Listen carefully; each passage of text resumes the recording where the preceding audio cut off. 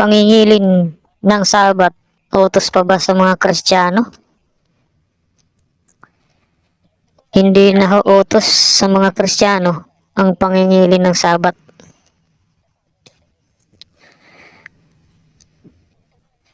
Meron ho talagang inutusan ng mga tao upang mangilin ng Sabat. Hindi ho para sa lahat ng tao inutusan. Katunayan, basa tayo. Deuteronomio 5:15. At iyong alalahanin na ikaw ay naging alipin sa lupain ng Ehipto.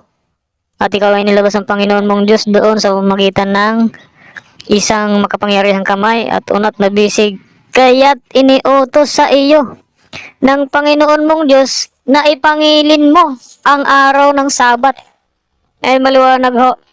Ang inutusan, yung naalipin sa Ehipto. Naalipin sa lupain ng Ehipto. Sila ho ang inutusan ng Panginoon Diyos upang ipangilin ang araw ng Sabat. 'Di ba? Napakaliwanag niyan, mga Sabadista. Kasali ba kayo diyan? Di pa naman kayo tao dyan. Di naman kayo naalipin na. Panloloko ginagawa nyo. Di naman kayo naalipin sa Ehipto. Bakit kayo mangingilin ng Sabat? Naku po. Kaya ho mga kaibigan, mga kababayan, niloloko lang kayo dyan sa Sabadista. Sinusunod nila yung kautusan na hindi naman para sa kanila. Napakamali ho yun mga kaibigan. Kaya dapat mapanuri ho tayo. Hindi ho tayo nagpapaniwala ng basta-basta. Di ba? Inaalipin sa Ehipto yan. Ang inutusan, no? Mangilid ng Sabat. Hindi naman sa lahat ng tao yan, eh. Yan ang maliwanag. Katunayan, basahin po natin ang 1 sa Deuteronomio 5. At tinawag ni Moises ang buong Israel at sinabi sa kanila, dinggin mo, O Israel, ang mga palatuntunan at mga katulan na aking sinalita sa inyo, sa inyong mga pakinig sa araw na ito, upang matutunan ninyo sila at ingatan at isagawa sila. O, di ba maliwanag yan? Sa 1 yan, no? Deuteronomio 5:1. Pagdating sa 15, yun nga yung sinasabi doon, na ipangilin ninyo ang araw ng Sabat. Yung mga naalipin yun sa Ehipto, yun yung mga Israelita. Yun yung inilabas ng Panginoong Diyos doon sa lupain ng Ehipto. Yung mga Israelita, sila yun. Sila yung inutusang mangilin ng Sabat. Hindi ko kasali yung mga Pilipino dyan. Hindi naman kayo naalipin doon sa Ehipto. Ano ba naman yan, di ba? At talagang napakamali ng inyong mga paniniwala at pagpapaliwanag. Niloloko lang ninyo ang mga tao.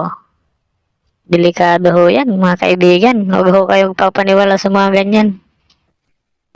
Alam nyo ho, mga kaibigan, sabi mismo ng Diyos Ama, ang kanya anak na ho, ang ating pakikinggan. Si Kristo na. Basa tayo. Marcos 9:7. At dumating ang isang alapaap na sa kanila'y lumilim. At may isang tinig na nanggaling sa alapaap. Ang Diyos mismo sabi, ito ang sinisinta kong anak. Siya ang inyong pakinggan. Ayan po maliwanag, di ba mga kaibigan? Ang Diyos mismo ang man yan nagsabi. Ang kanyang anak ng ating pakikinggan.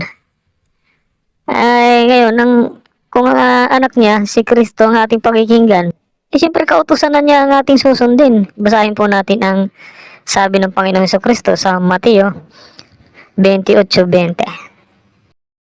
Na ituro ninyo sa kanila na kanilang ganapin ang lahat ng mga bagay na iniutos ko sa inyo. At narito ako isang masa inyong palagi hanggang sa katapusan ng sanlibutan. Ayan ang maliwanag ng sabi ng ating Panginoon Kristo. Na ipinapaturo sa mga alagad na gaganapin yung mga kautusan ay inuutos ng Panginoon Kristo. Di ba maliwanag yan? Yun ang mga kautusan na ni Kristo ang susundin, ng mga alagad ni Kristo, ng mga Kristiyano, ibig sabihin.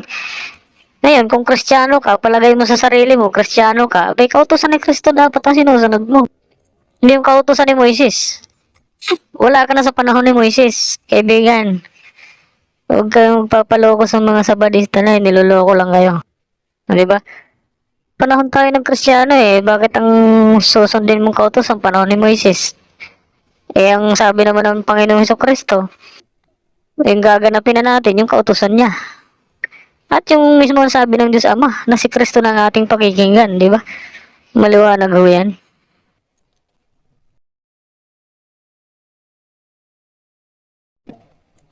Juan 7:16.